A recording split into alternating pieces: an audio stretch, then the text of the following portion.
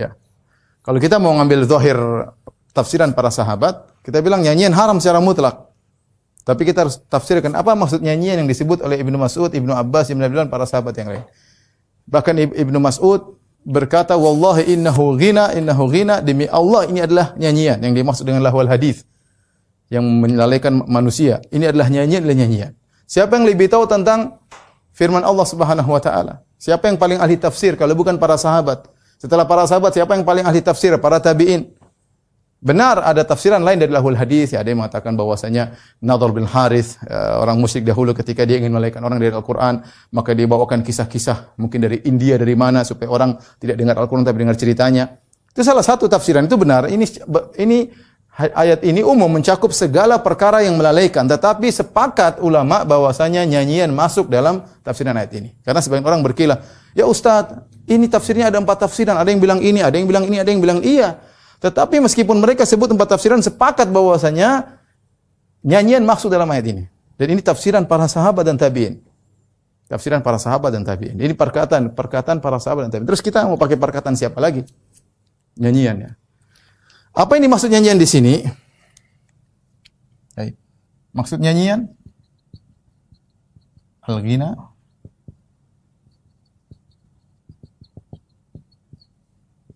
tadi kita sudah jelaskan nyanyian ada yang haram, ada yang halal, ya. Adapun nyanyian Arab, ya, tadi kata Imam Syafi'i rahimahullah dalam kitabnya bahwasanya nyanyian Arab tidaklah haram, tapi dia makruh. Nyanyian hukumnya makruh, tapi masih namanya makruh itu masih boleh. Masih dalam koridor boleh, ya. Makruh itu masih dalam koridor boleh, tapi tidak sampai bayyinul haram, tidak sampai haram kata Imam Syafi'i rahimahullah taala. Ibnu Rajab Al-Hambali ketika menafsirkan yang maksudnya nyanyian di sini adalah nyanyian bisa nyanyian dengan alat musik kata Ibnu Rajab disebutkan di Fathul Bari, atau nyanyian tadi menggunakan nada-nada yang diciptakan oleh orang-orang ajam non Arab, nada-nada yang buat orang lalai. Mungkin naik turun meskipun tanpa musik hasilnya sama. Ya. Sehingga makanya Ibnu Mas'ud mengatakan al-ghina yumbitun nifaq. Al-ghina yumbitun nifaq, bahwasanya nyanyi itu menimbulkan kemunafikan. Benar, kemunafikan, dan ini kita bilang mereka sahabat, mereka lebih ngerti tentang maksud Allah Subhanahu wa taala dan maksud Nabi sallallahu alaihi wasallam, ya. Oleh karenanya ghina sini bukan secara mutlak, ya, sebagaimana tadi saya jelaskan pada tafsiran yang pertama, perincian yang pertama, tapi al-ghina di sini ditafsirkan oleh Ibnu Rajab ketika Ibnu Mas'ud mendapati orang-orang ajam, yaitu orang Arab, Romawi, Persia, yang mereka sudah punya alat musik tentunya. Ketika mereka masuk Islam, mereka buat nyanyian, ya, dengan alat musik, maka Ibnu Mas'ud mengatakan itu adalah ghina, maksudnya ghina yang dinyanyikan dengan alat musik. Atau tadi zahir dari perkataan Ibnu Rajab, dia menafsirkan juga maksudnya nyanyian di sini adalah nyanyian yang seperti bukan nyanyian Arab tetapi nyanyian ajam yang nadanya benar-benar melalaikan, buat orang fly. Ini ayat yang jelas. Ada ayat-ayat yang lain juga, ayat-ayat yang lain, ya. Kalau ini nas, ya, ayat yang tegas. Ada ayat yang lain juga menyatakan bahwasanya musik itu haram, seperti diantaranya seperti firman Allah Subhanahu wa taala, wastafzis man istata'ta minhum bisautik, dalam surat Al-Isra. Kata Allah Subhanahu wa taala kepada iblis, "Ya iblis, wahai iblis, sesatkanlah siapa yang kau mampui dari anak Adam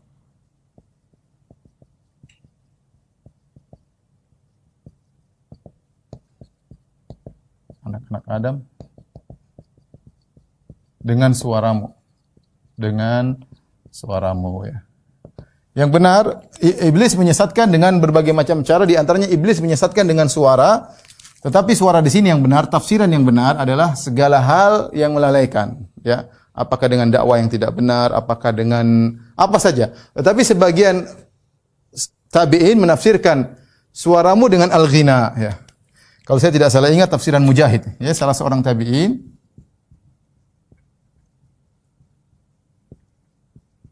Kalau tidak salah Mujahid, ya. menafsirkan bisautik dengan suaramu adalah dengan al-ghina, nyanyian.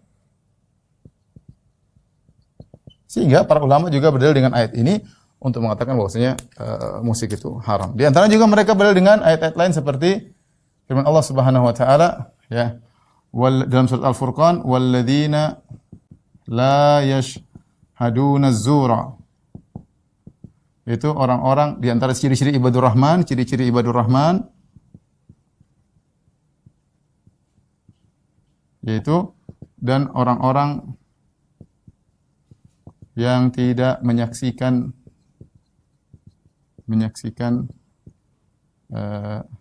kedustaan. Zur itu apa? Sesuatu yang dihiasi, sesuatu yang dihiasi. Di antara para tabi'in ada yang menafsirkan maksudnya adalah nyanyian, al-lagu, nyanyian.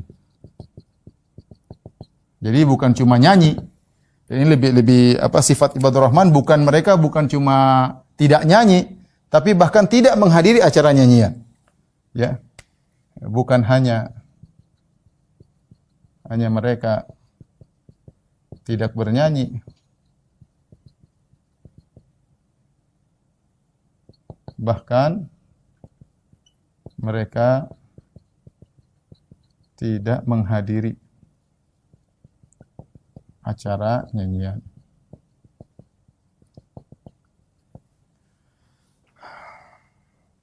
Demikian juga ayat yang lain ya. Seperti dalam Al-Qur'an Allah Subhanahu wa taala, wa idza sami'u lagwa a'radu anhu. Jika mereka mendengar hal yang melalaikan, mereka berpaling, maka mereka berpaling.